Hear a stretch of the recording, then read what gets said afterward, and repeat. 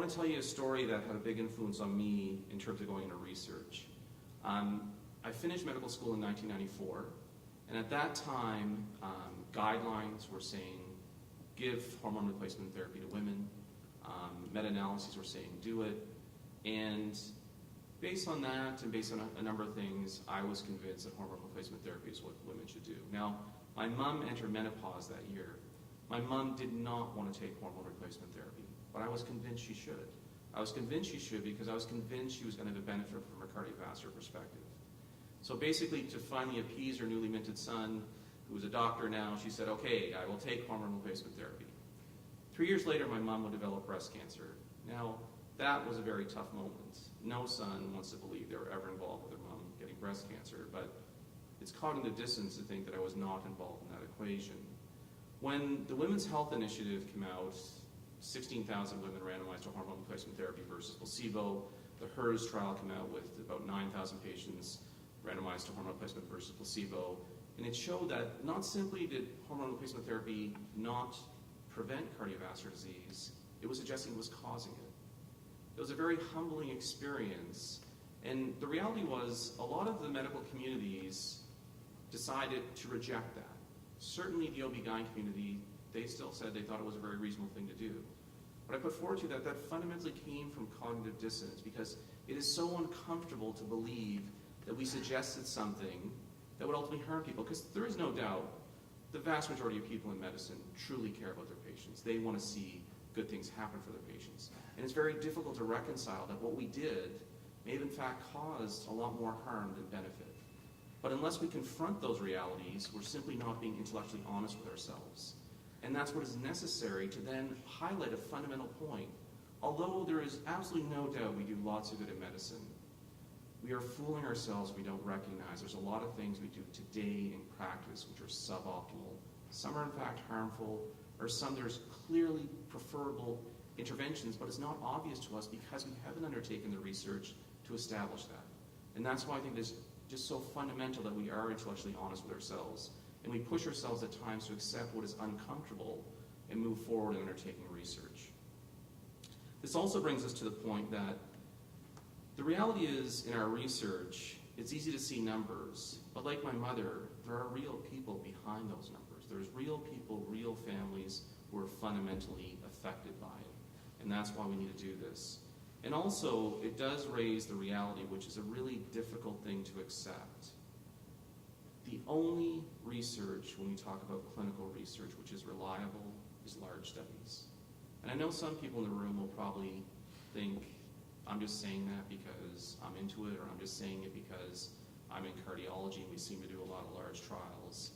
The problem that most people don't realize, I think, is that, and I think we're very susceptible to it as both the medical community and even from the point of view of being scientists or not scientists, is we don't understand chance.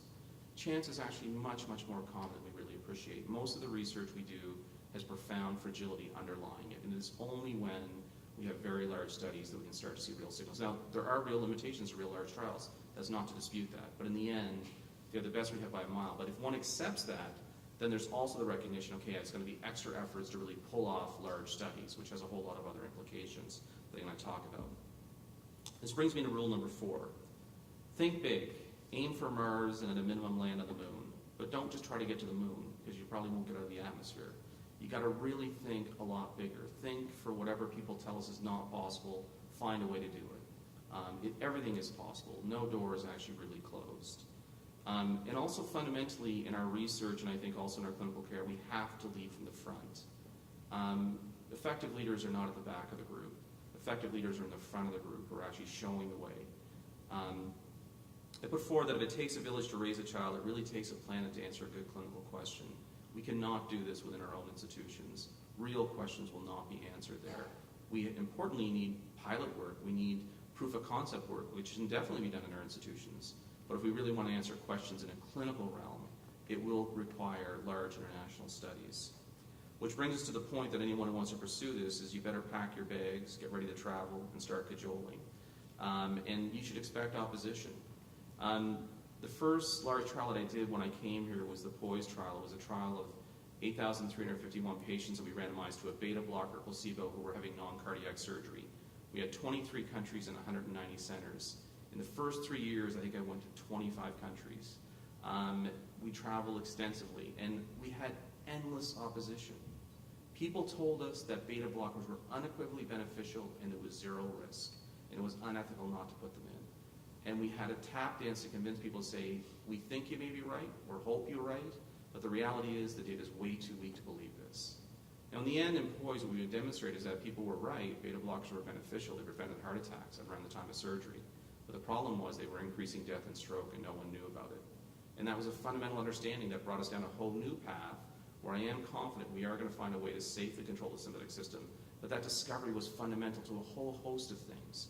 But it was only by a large trial that we discovered something that was flying under the radar that has huge implications. One of the things I am most proud of our research program in Hamilton is that if we look at POISE, we look at POISE 2, we look at Vision, a whole bunch of large studies, over 10,000 patients.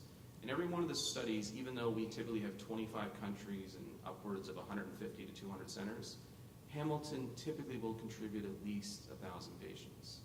We have profoundly led from the front, which was fundamental to our research program because it's difficult when problems happen. If you've not encountered them, you don't necessarily know the solution.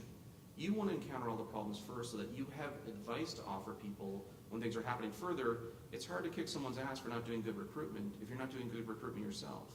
And the only way these things happen is by good recruitment. That's why a fundamental reason why I think is as a leader, you have to be at the front, not the back of the bus. Rule number 4 is don't take no for an answer. Be prepared for lots of no. Now, I want to highlight a point that the reality is men have an advantage here. Now, Michel Gert did not suffer the same rejection that Mo Banderi suffered as a young male, with being rejected by women very frequently. So this prepared us for a very successful career in research because you're going to have endless rejections. You will have people tell you your ideas are stupid. You'll have people who will really almost seem like, my God, they really dislike me. Don't take no for an answer. If it matters, if it's important, find a way to make it happen. The Vision study, I'm happy to tell you that the Vision study is a 40,000 patient prospective cohort study. We've done it all over the world. We finished recruitment of the 40,000 patients 2 weeks ago. I'm very relieved to tell you that. We started Vision.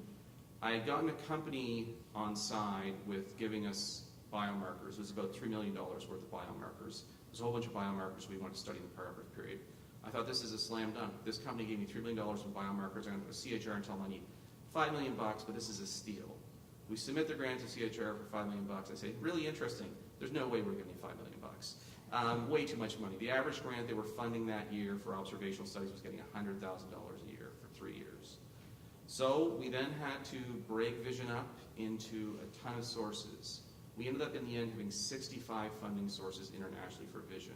We wrote a crazy number of grants. Even people in the group, so I don't know if Justin Devereaux is here yet, but we kicked down every door. So we got Justin, who had good ins with Stryker, out to dinner with Stryker, tap dancing with Stryker, saying, give us some money, this is going to be a big breakthrough. Anyone who could give us money, if your grandmother had money, we probably approached her. We looked for money anywhere. But the point just is that if something matters and it's important, yes, it will seem like it's impossible. If it wasn't, people would have already done it. But it is possible, but you have to not take no for an answer. If it really matters, it's really important, find a way to get it done.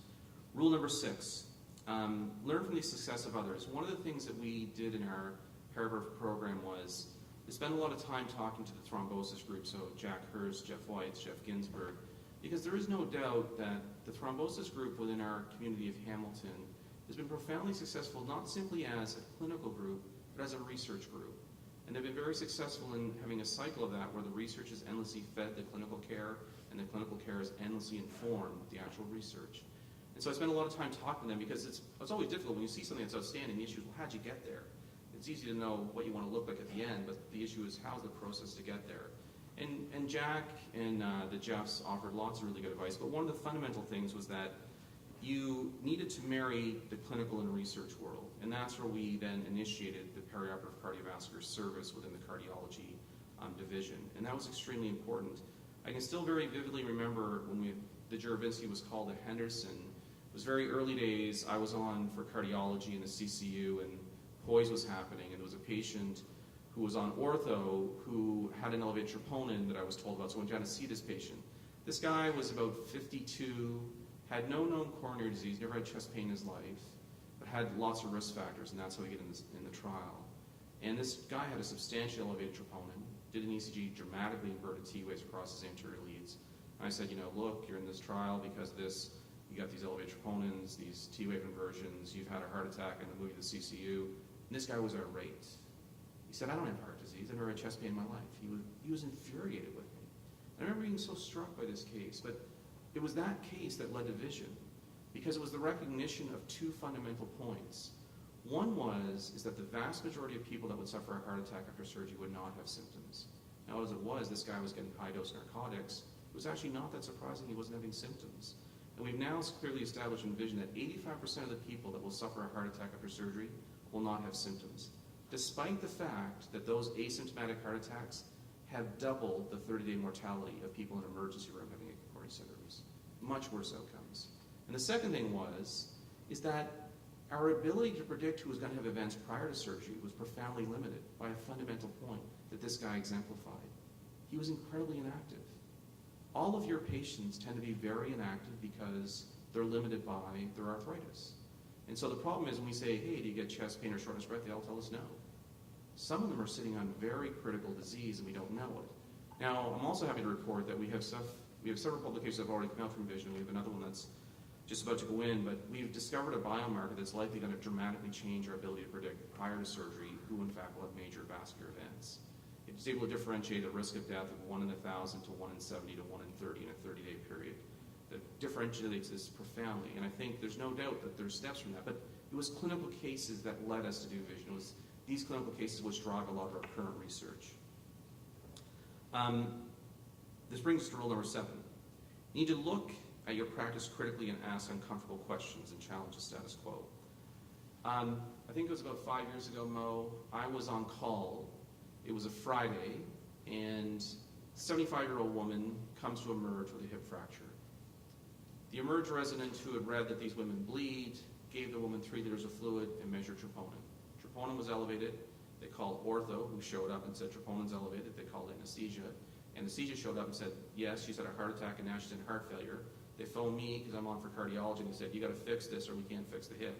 Now at the time, I knew nothing about the timing of any of the data on orthopedic surgery with hip fractures.